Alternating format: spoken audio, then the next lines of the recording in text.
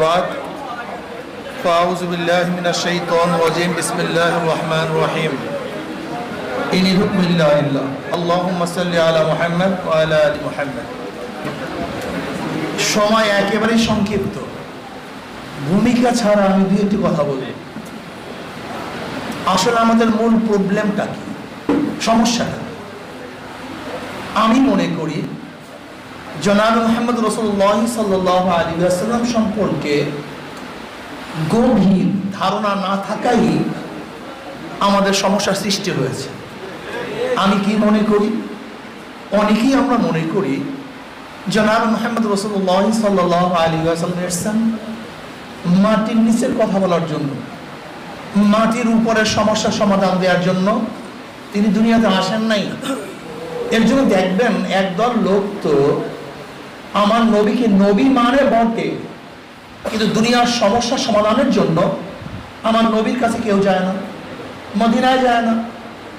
দেখেন আওয়ামী লীগ, বিএনপি, জাতীয় পার্টি, জাসদ, বাসদ, এদের হাজারো লোক আছে যারা নবীকে মহব্বত করে, নবীর উম্মত দাবি করে। কিন্তু যদি প্রশ্ন করি তুমি নবীকে মহব্বত করো কিন্তু সেকুলার করতেছো কেন? তুমি নবীকে মহব্বত করো তুমি ক্যাপিটালিজম করতেছো কেন? তুমি নবীকে মহব্বত করো কিন্তু দুনিয়ার শান্তির জন্য, মুক্তির জন্য ডেমোক্রেসি গ্রহণ করতেছো কেন?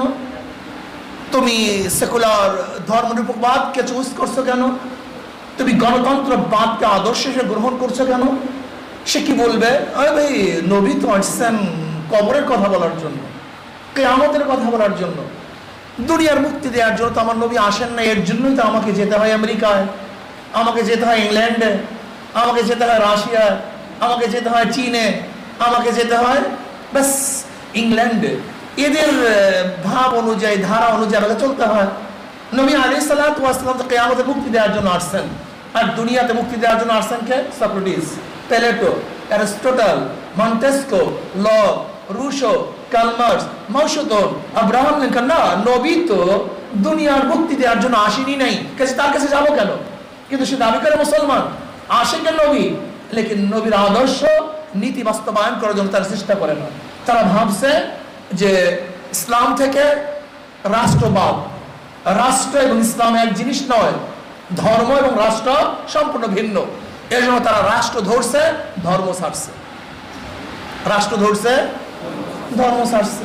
সারাদিন রাষ্ট্র রাষ্ট্র রাষ্ট্র রাষ্ট্র রাষ্ট্র, 24 ঘন্টা রাষ্ট্র রাষ্ট্র রাষ্ট্র ধরছে, ধর্ম ছাড়ছে। আর একদল লোক আমরা আছি যারা ধর্ম ধরছি, রাষ্ট্র ছাড়ছি, ধর্ম ধরছি, রাষ্ট্র ছাড়ছি। আমাদের 24 ঘন্টার বয়ান কি, আলোচনা কি, চিন্তা কি, ভাবনা কি? কবর, কিয়ামত, মিজান, পুলসিরাত। লেকিন যদি প্রশ্ন করি এই বিধবাকে খাদ্যের ব্যবস্থা কি করবে, এতিমকে কি দেখবে, আজকে মাজলুমের পাশে কে দাঁড়াবে, যে ক্ষুধার্তহীন মানুষের পেটের মধ্যে ক্ষুধা নিবারণের ব্যবস্থা কি করবে, বস্ত্রহীন মানুষকে বস্ত্রের ব্যবস্থা কি করবে, যাদের ঘর নাই খোলা আকাশের নিচে ঘুমায় তাদেরকে ঘরের ব্যবস্থা কি করবে, যারা শিক্ষিত হতে পারছে না তাদের শিক্ষার ব্যবস্থা কি করবে। আজকে সাম্যতা নাই, মানবিক মর্যাদা নাই, সামাজিক ন্যায় বিচার নাই, প্রতিষ্ঠা কি করবে? এই বিষয় কি কথা বলবে? তাহলে তো আনুর কাজ, এরা আনু মোহাম্মদ করবে। আমি তো মোল্লা, আমি তো মুহতামিম, আমি পীর সাহেব, এ বক্তব্য তো আমার না। এ বক্তব্য কার? রাশেদ খান মেননের। এ বক্তব্য তো আমার না। এই বক্তব্য কার? ওই শাহরিয়ার, ওদের। এই বক্তব্য কার? ইনুর। এ বক্তব্য কার? মদ খোরদের, জুয়া খোরদের, হারাম খোরদের, কতগুলি লুচ্চা বাসদের। আমি তো ইমাম সাহেব, এই কাজ তো আমার না। তার মানে সে ধর্ম ধরছে, রাষ্ট্র ছাড়ছে, ধর্ম ধরছে, রাষ্ট্র ছাড়ছে। আমার চিন্তাই নেই এই মানুষ, এই জনপদ মুক্তি কিভাবে পাবে। আজকে জালেমদের বিরুদ্ধে কে রুখবে, ওদেরকে প্রতিহত কে করবে, এই চিন্তা আমার মধ্যে নেই। শুধু কি তাই, আমরা বাঁচতে বাঁচতে এই পর্যায়ে পুষছি, আমি তো চিন্তাই করি না দেশের নাগরিক। আমি ভাবছি আমি ভিন্ন গ্রহের লোক, আমি অন্য গ্রহের লোক, আমি তো গ্রহের লোক না। তার মানে কি হলো, যেমন ধরে নেন আমরা অনেক গোলামাই কেরাম আছি যারা তো সারাদিন ট্যাক্স দেই, ভ্যাট দেই, খাজনা দেই, রাষ্ট্রকে সারাদিন পয়সা অর্থ দেই, লেকিন রাষ্ট্রের কোনো খবরই নেই না। আমার টাকা কোথায় ব্যবহার হচ্ছে, কোথায় যাচ্ছে, চুরি হচ্ছে কি হচ্ছে না, কোন পথে ব্যয় হচ্ছে, ইউটিলিস্টিক মধ্যে হচ্ছে কি হচ্ছে না, এই চিন্তা আমার মধ্যে নেই। কেন আমি জানি আমি দেশের নাগরিকই নই, বরং আমি ভিন্ন গ্রহের লোক। অথচ আমার টুপি পড়ছি, সেখানে ভ্যাট ট্যাক্স দিতে হয়েছে। আজকে আমার ঘড়ির মধ্যে ট্যাক্স আছে, ভ্যাট আছে। আজকে জামা পরিধান করছি, তার মধ্যে ভ্যাট ট্যাক্স আছে। আজকে আমি যে ফ্যান ব্যবহার করতেছি, এর মধ্যে আমি সরকারকে প্রতিনিয়ত আমি তাকে পয়সা দিচ্ছি। আমি আজকে লুঙ্গি পরিধান করছি, সেখানে পয়সা পে করছি। আজকে মসজিদ বানাচ্ছি, সেই মসজিদের খাজনা ট্যাক্স দিয়ে আমি দলিল করতে বাধ্য হয়েছি।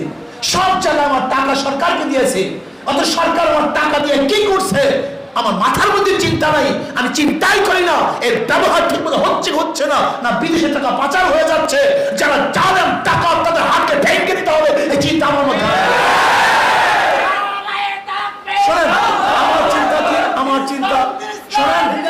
চিন্তা কি, আমি দেশের নাগরিক না, আজীব মানুষ। অথচ আপনার পকেটে কেউ হাত দিলে আপনি তাকে বাধা দেন, তুই আমার পকেটে হাত দিলি কেন? আপনার ঘরে কেউ ঢুকলে আপনি তাকে বাধা দেন, তুই আমার ঘরে ঢুকলি কেন? আপনার সম্পত্তিকে নষ্ট করলে আপনার তার বিরুদ্ধে রুখে দাঁড়ান। অথচ আপনার বাংলাদেশের সম্পত্তি সব লুটে পুটে খেয়ে ফেলছে, কিন্তু আপনি তো একদিন রুখে দাঁড়ালেন না, প্রতিবাদ করলেন না। অথচ নবী আলাইহিস সালাতু কি বলছেন? ওমান কুতিলা দুনা মালি ফাহুয়া শাহীদুন, ওমান কুতিলা দুনা ইজ্জিহি ফাহুয়া শাহীদুন। যে তার মাল রক্ষা করার জন্য জীবন দিবে সেও শহীদ, যে তার ইজ্জতকে রক্ষা করার জন্য মারা যাবে সেও শহীদ। অথচ আপনার মাল আজকে ধ্বংস হয়ে যাচ্ছে, আপনি ভিন্ন জনপদে রাখলো, ভিন্ন গ্রহের লোক, আপনি দেশের নাগরিক নন। আপনার চিন্তা আসবে না কেন? আপনি প্রতিবাদ করবেন না কেন? আমার সন্তানদেরকে কি শিক্ষা দিচ্ছেন? রাজনীতি নেই।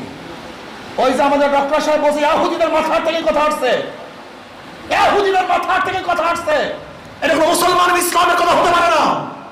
আপনি কি দেখেছেন যে সন্তান রাজনীতি করে সেই রাজা হয়, যে দল রাজনীতি করে তারা নেতৃত্ব প্রদান করে, রাজনীতি করতে করতে রাজা হয়। যারা রাজনীতি করে তারা রাজা, আর যারা রাজনীতি করে না তারা গোলাম। তার মানে আমি রাজনীতি করি না, আমি রাজনীতি পছন্দ করি না, তার মানে কি? গোলামের জিনজিরে আমার মাথার মধ্যে এবং গলার মধ্যে আমি নিজে লাগিয়ে নিয়েছি। আমি রাজনীতি করি না মানে আমি গোলাম, আমি রাজনীতি করি, আমি বাদশা। আমার সন্তানদেরকে মাথার মধ্যে গোলামের চিন্তা ঢুকিয়ে দেওয়া হচ্ছে। তুই জীবনভর গোলামি করবি, তুই গোলাম। আর ওই নাস্তিক বেঈমানরা থাকবে মালিক, ওরা বাদশা। না, আমি মানতে পারি না, এইটা আমি মানতে পারি না। আমার আরসালনাকা ইল্লা রাহমাতাল লিল আলামিন, আমার নবী আলাইহিস সালাতু ওয়াস সালাম গোটা দুনিয়ার জন্য রহমত স্বরূপ। ইমাম আযম আবু হানিফা রাহমাতুল্লাহ আলাইহি বাজারে গেলেন, প্রশ্ন করা হয়েছে আপনি এখানে এসেছেন কেন? বলছেন আমি যে কিতাবের মধ্যে কিতাবুল বুয়ু পড়াই, আমি দেখার জন্য আসছি আমার কিতাব অনুযায়ী, মাসআলা অনুযায়ী বেচা বিক্রি চলে কি চলে না। আপনি কি একদিনে ঘুরে দেখছেন ম্যাজিস্ট্রেট কোর্টে? আপনি যে হুদুদের মাসআলা পড়ান, কিসাসের মাসআলা পড়ান, কাযার মাসআলা পড়ান, একদিনও চিন্তা করে দেখছেন আমার সেই মাসআলা অনুযায়ী এখানে বিচার হয় কি হয় না? একদিনও চিন্তা করছেন আমার মাসআলা অনুযায়ী বেচা বিক্রি হয় কি হয় না? আপনি কি একদিনও চিন্তা করেছেন আমি যে মাসআলাগুলি পড়াই আজকে হাইকোর্ট সেই অনুযায়ী রায় দেয় কি দেয় না? আমরা সুন্নাতকে কি মনে করি? শুধু সুন্নাত মনে করি দাড়ি টুপি, বাস এই কয়টা জিনিস আমাদের সুন্নাত। এর নামে সুন্নাত। সুন্নাত শব্দের অর্থ কি? আত-তারিকাতু মাসলুকাতু ফিদ-দ্বীন, প্রত্যেকটা ক্ষেত্রে দ্বীন অনুযায়ী চলার নাম সুন্নাত। আচ্ছা হাইকোর্ট সুন্নাত অনুযায়ী চলে, সেখানে সুন্নাত বাস্তবায়ন করেন না কেন? ম্যাজিস্ট্রেট কোর্ট কি সুন্নাত অনুযায়ী চলে, সেখানে বাস্তবায়ন করেন না কেন? হাইকোর্ট কি সুন্নাত অনুযায়ী চলে, সেখানে বাস্তবায়ন করেন না কেন? মাথার মধ্যে চিন্তাও নাই, দিমাগের মধ্যেই আসে না। শুধু কি তাই, আমরা অনেকেই মনে করি আমরা সুন্নাতকে জিন্দা করি। যদি প্রশ্ন করি ভাই আজকে রোড দিয়ে তো বাম দিক থেকে আসলাম, অথচ আমরা জানি ডান দিক থেকে আসা কি সুন্নাত, তা আমরা বাম দিক থেকে আসলাম কেন? ডান দিক থেকে আসতে পারি নাই কেন? এই সুন্নাতের কথা কোনো ওলামার কারণ শুনছেন আজ পর্যন্ত?